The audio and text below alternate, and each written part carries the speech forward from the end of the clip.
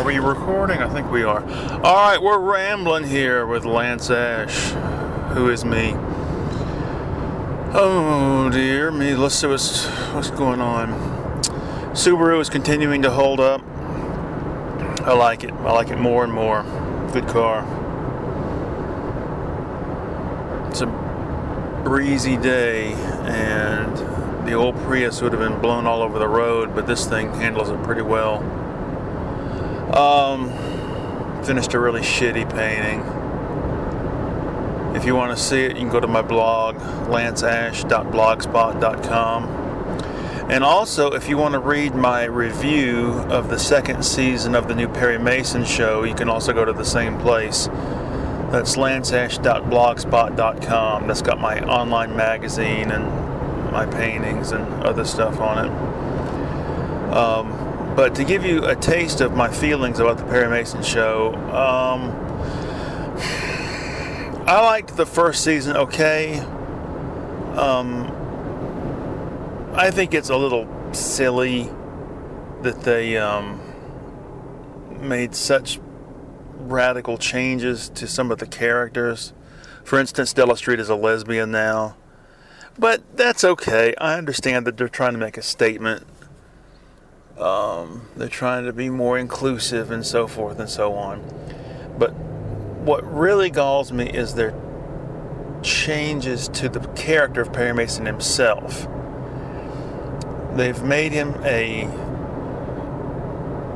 just stuttering, unsure, untrained clown. But even that is not the primary thing that pisses me off. The first season I could handle it because I figured, he's finding his way. He's starting off. I figured the second season they'll find their groove. But nope. Second season ends badly, and it was a real disappointment. The thing about this type of show, if this was like a week by week episodic show, I can see them taking a couple of episodes, couple of different murder mysteries, to get things going. But this is a modern day show with a story arc extending over multiple episodes. We can't wait until the third season to get into the groove of the classic Perry Mason.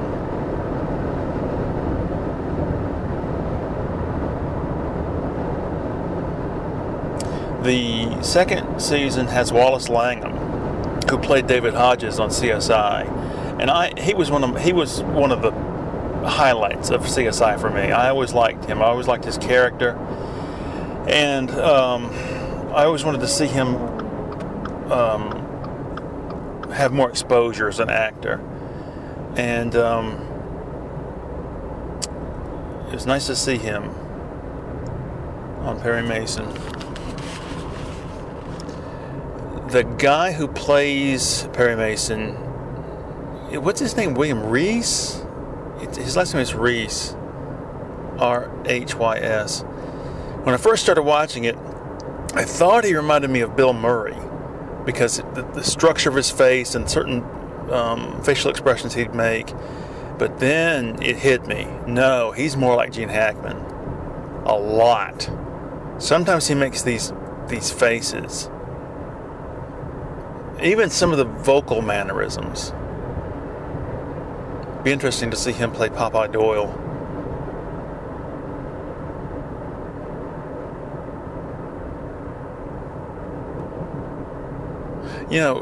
Gene Hackman really doesn't have any other career-defining characters other than Popeye Doyle. This guy in front of me is dragging his ass. Okay, time to get over and around.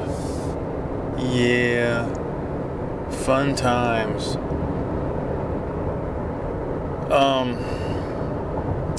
My wife and I went to one of the many delightful Georgia state parks walked around. It's really nice. I'm going to try to make that a regular thing.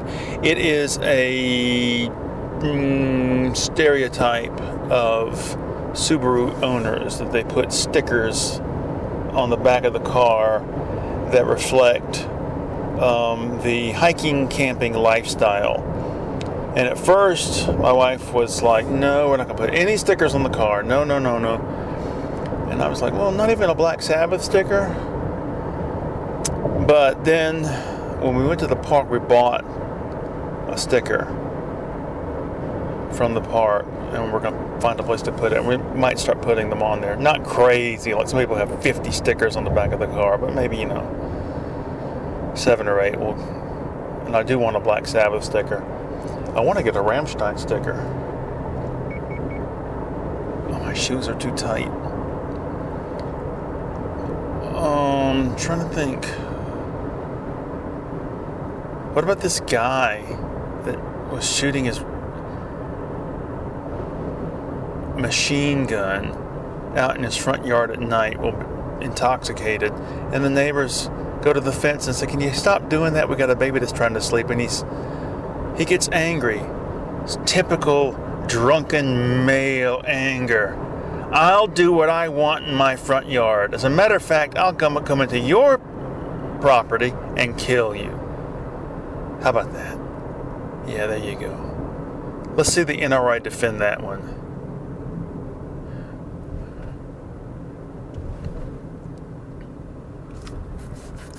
Watch George Rockwell Schmidt's latest video, his review of the movie Blonde. Depressing. God, I wouldn't want to watch that.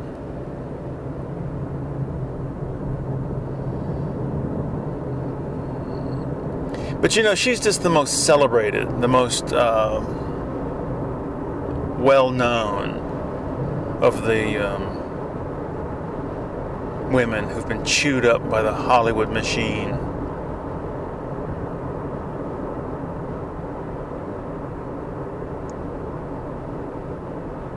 For every Marilyn Monroe, there's 1,000 more women that lived much worse lives and had nothing to show for it at the end.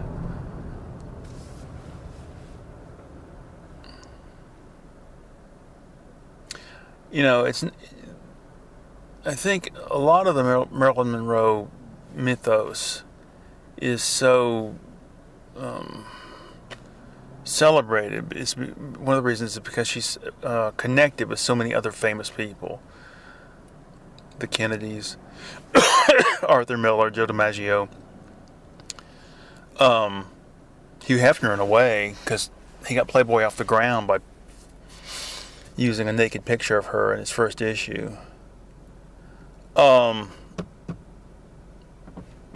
They always talk about her relationship with JFK, but I was always under the impression that her relationship with Bobby Kennedy was more intense. I'm not sure.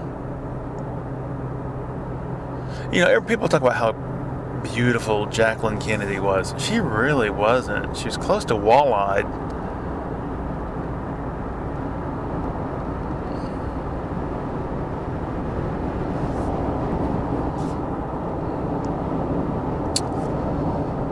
Post office is getting ready to fuck me over again. A lot of talk going around about them either downgrading the facility I work at or shutting it down altogether. But we don't know. The current word, as delivered to me by our union steward, is that February of next year they're going to shift most operations to a facility in Palmetto, Georgia, which is south of Atlanta, down near the airport somewhere. They're going to have a mega facility. This is all part of Louis DeJoy's, standard operating procedure. It's the whole Amazon warehouse, Walmart warehouse, XPO Logistics mega warehouse mentality. That if we can only have a building the size of the moon and have 10,000 employees in there under constant digital surveillance, where they have to pee in a bottle, then we'll get more productivity out of them. Treat your workers like a colony of ants, and then everything will be fine. Crush the unions. That's the whole point of all this, is to crush the unions. It's a 150-year-old game plan that they've been working at. Anyway, supposedly they're only going to send 300. My classification of postal worker is mail handler, and supposedly they're only going to downgrade to the point where they're sending 300 of us to Palmetto. If that is the case, then I should be okay, because I'm high enough up on the seniority listing that there are more than 300 people below me who will be sent off to certain doom. But if they do send me, that's another hour of travel time, and I'm not going to do it. There's no way I can. If that is the case, if that's what happens, I'm going to have to just live at the facility. Just go to work and not come home for a week. Find a way to do it. I don't know what I'm going to do. There's no other way around it. And I would have to tough it out for 4 years to get my 30 years, and then quit and get another job. But I'm not going to worry about it. I'm not going to worry about it. I can't allow myself to worry about it.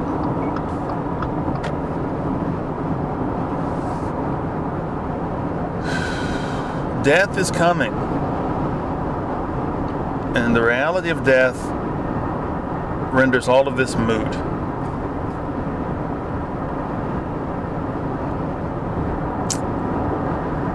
All I want to do is get as much artwork done as possible before I drop dead.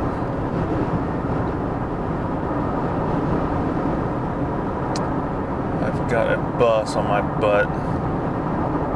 I guess I'm going to have to get over. Let him get by. Of course, he's not going to get by anything approaching a timely manner. No, I'll just stay here. I'll be alright. What else happened this weekend?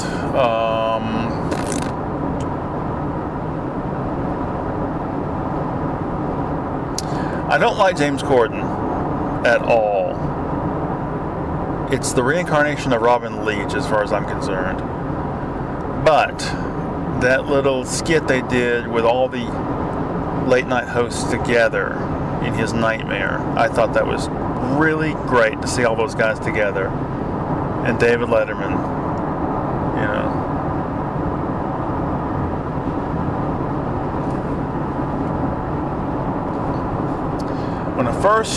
When my wife and I first started our habit of watching clips from late night in the morning while we have breakfast, I thought Stephen Colbert was the best out of all of them. But more and more I like Jimmy Kimmel best, because his anti-Trump material is so incisive. And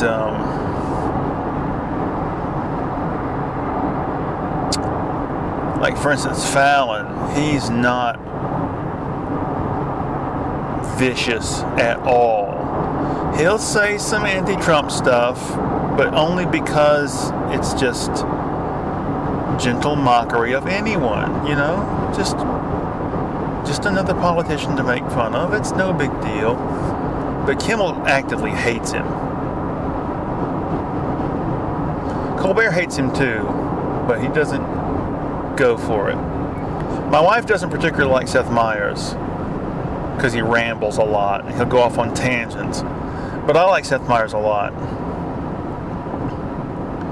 When the COVID thing hit and Seth started, like a lot of them did, broadcasting without an audience, he dropped the suit and tie thing and dropped the stand-up monologue. And I think he was the last one to go back to having an audience, a live audience.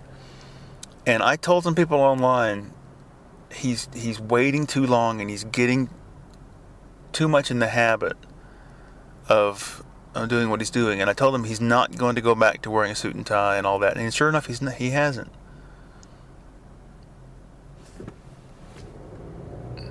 Which is fine, I guess. I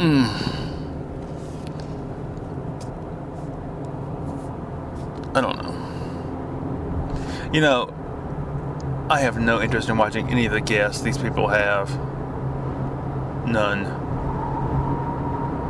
I watched a clip of Marty Feldman on the old Johnny Carson Tonight Show from '77, and I realized that Carson in that clip was a year younger than I am now. Very strange to see that.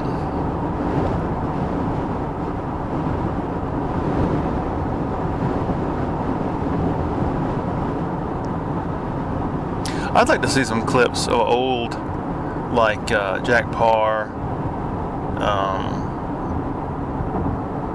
and Steve Allen stuff. Even though I do not like Steve Allen on a personal level.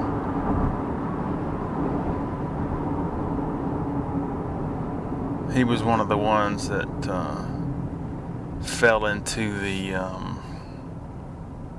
traditional mindset of today's generation is so privileged and so lazy and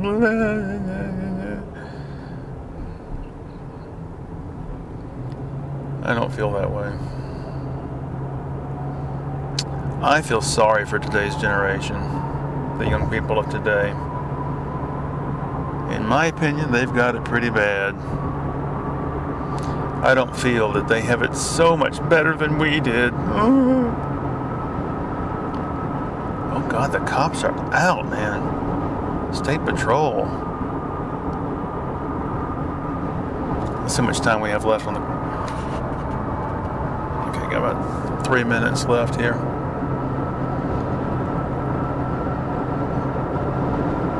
I'm gonna have to get my painting under control. This last painting was just a piece of shit. And the reason it's a piece of shit is because the composition was not good.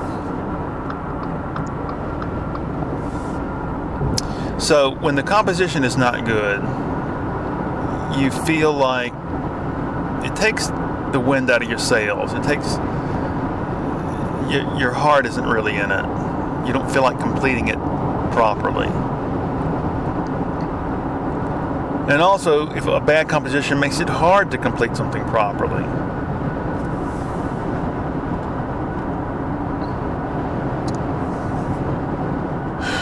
This next one's going to have to be different, better. I'm trying to think if anything else happened this weekend.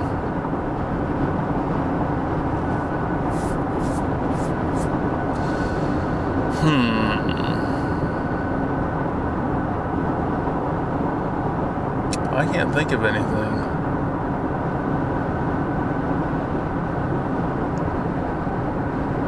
Oh, I ate like a pig. There's got to be some way. I can drop 20 pounds. I'm not in a position to go back to running. And really not in a position to go back to doing step box aerobics. I did step box aerobics for years. It was great. And I just don't know if I can do it. If we had a concrete back porch,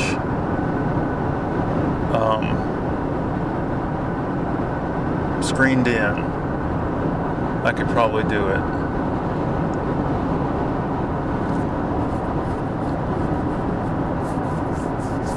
On our way up to that state park, drove through some areas we haven't been through in years, and the poverty is unbelievable.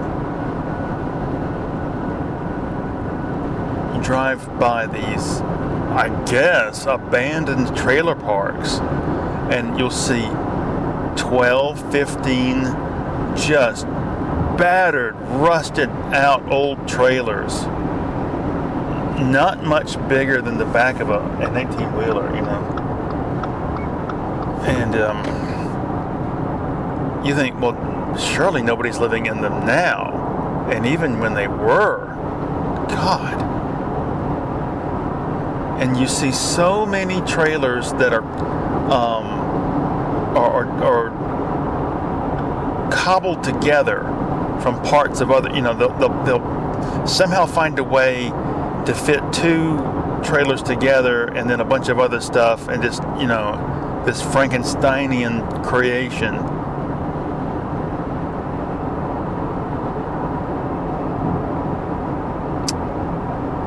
Well, I think we're about done.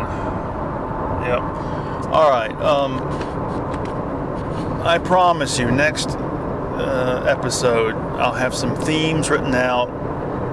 We'll go back to the old way of doing so. You know what? Before we get going, I'm going to go ahead and go through the CD. What are you looking at, motherfucker?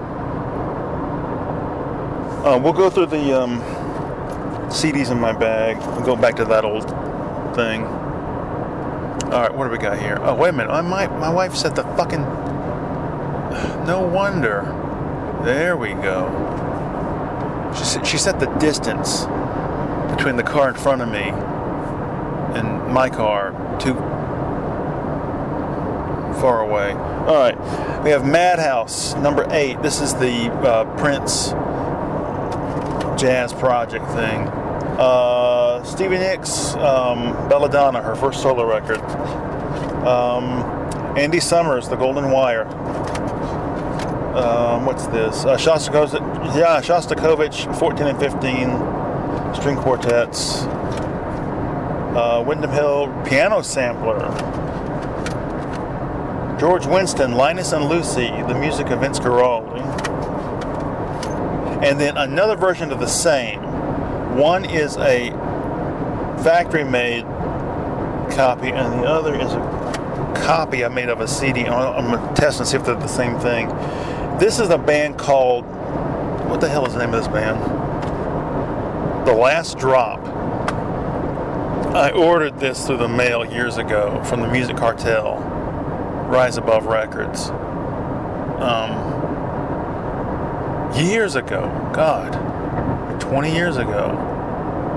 Anyway, what else is in here? Back to where we started. Alright, so I guess that's about it. Everything will be better next time.